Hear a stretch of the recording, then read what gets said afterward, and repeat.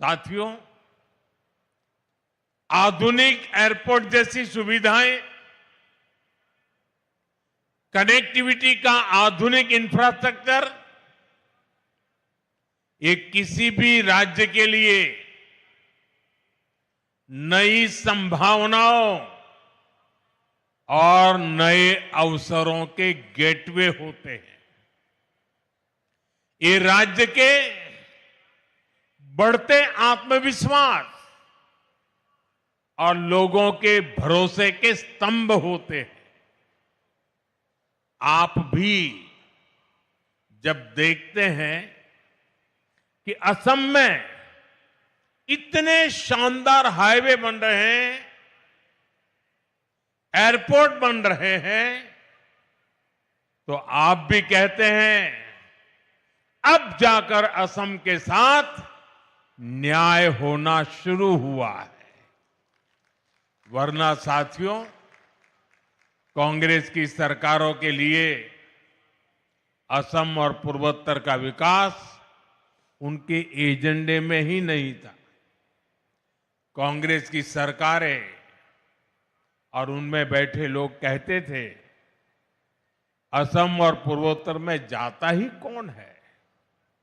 कांग्रेस कहती थी, असम को, पूर्वोत्तर को आधुनिक एयरपोर्ट की, हाईवेज और बेहतर रेलवेज की जरूरत क्या है। इसी सोच की वजह से कांग्रेस ने दशकों तक इस पूरे क्षेत्र की उपेक्षा की। साथियों, कांग्रेस 6-7 दशक तक जो गलतियां करती रही और मोदी एक एक करके उसको सुधार रहा है। मोदी कहता है, कांग्रेस वाले नॉर्थ ईस्ट जाएं या न जाएं, मुझे तो नॉर्थ ईस्ट और असम आते ही अपने लोगों के बीच होने का एहसास होता है। मोदी के लिए असम का विकास ये जरूरत भी है, जिम्मेदारी भी है और इसकी जवाबदेही भी है। और इसलिए साथियों, बीते 11 वर्षों में असम और नॉर्थ ईस्ट के लिए लाखों करोड़ रुपयों की विकास परियोजनाएं शुरू हुई है। आज असम आगे भी बढ़ रहा है और नए कीर्तिमान भी गढ़ रहा है।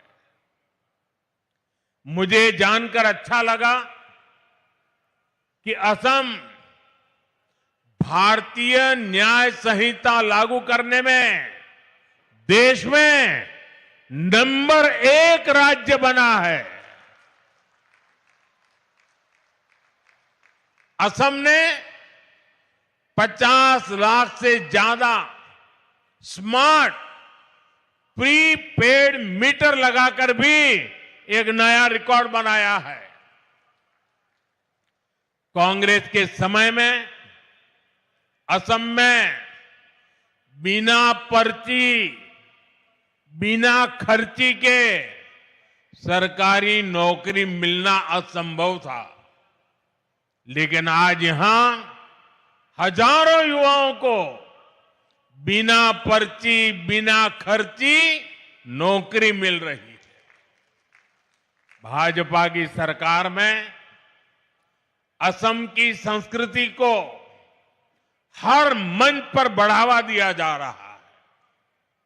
मैं भूल नहीं सकता, जब पिछले साल 13 अप्रैल को गुवाहाटी स्टेडियम में 11,000 से ज्यादा कलाकारों ने एक साथ बिहू नृत्य किया था। इस घटना को गिनीज वर्ल्ड रिकॉर्ड में दर्ज किया गया है। ऐसे ही नए रिकॉर्ड बनाते हुए असम तेजी से आगे बढ़ रहा है। साथियों, अब इस नई टर्मिनल बिल्डिंग से गुवाहाटी और असम की क्षमता और ज्यादा बढ़ जाएगी। इस टर्मिनल पर हर साल करीब 1.25 करोड़ से ज्यादा यात्री सफर कर सकेंगे। यानी बड़ी संख्या में पर्यटक भी असम आ सकेंगे। श्रद्धालुओं के लिए मां कामाख्या के दर्शन की सुविधा भी आसान हो जाएगी। इस नए एयरपोर्ट टर्मिनल में कदम रखते ही ये साफ दिखता है, विकास भी और विरासत भी, ये मंत्र के मायने क्या है। इस एयरपोर्ट को असम की प्रकृति और संस्कृति को ध्यान में रखकर गढ़ा गया है। टर्मिनल के अंदर हरियाली है, इंडोर फॉरेस्ट जैसी व्यवस्था है, चारों तरफ प्रकृति से जुड़ा डिजाइन है। यहां आने वाला हर यात्री सुकून महसूस करे। इसकी बनावट में बांस का खास इस्तेमाल किया गया है। बांस असम के जीवन का अभिन्न हिस्सा है। वो यहां मजबूती भी दिखाता है और खूबसूरती भी। और दिल्ली में बैठे हुए भूतकाल की सरकारों को ये बंबू क्या है इसकी पहचान भी नहीं थी। आप हैरान होंगे, 2014 में आपने मुझे काम दिया, उसके पहले हमारे देश में एक कानून था। ये कानून ऐसा था कि आप बंबू को काट नहीं सकते। अब कोई मुझे समझाए भाई, क्यों? क्योंकि उन्होंने कह दिया बंबू एक ट्री है, वृक्ष है, और जब एक बार वृक्ष कह दिया तो फिर सारे दरवाजे बंद हो गए। जबकि बांबू दुनिया मानती है कि ये एक पौधा है, और हमने कानून हटाया और ग्रास की कैटेगरी में, जो सचमुच में बंबू की पहचान है, उसमें लाया। और तब जाकर के आज ये बांबू से इतनी बड़ी भव्य इमारत निर्माण हुई है। और आज अगर आप सोशल मीडिया देखोगे तो दुनिया भर में भारत के एयरपोर्ट की रचनाओं की चर्चा हो रही है। साथियों, इंफ्रास्ट्रक्चर के इस विकास का बहुत बड़ा संदेश भारत की विकास यात्रा की पहचान बन रहा है।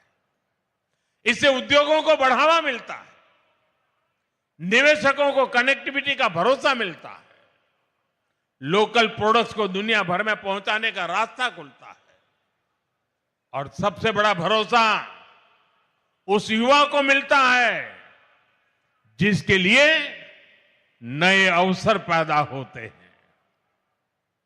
और इसलिए आज हम असम को असीम संभावनाओं की इस उड़ान पर आगे बढ़ते देख रहे हैं।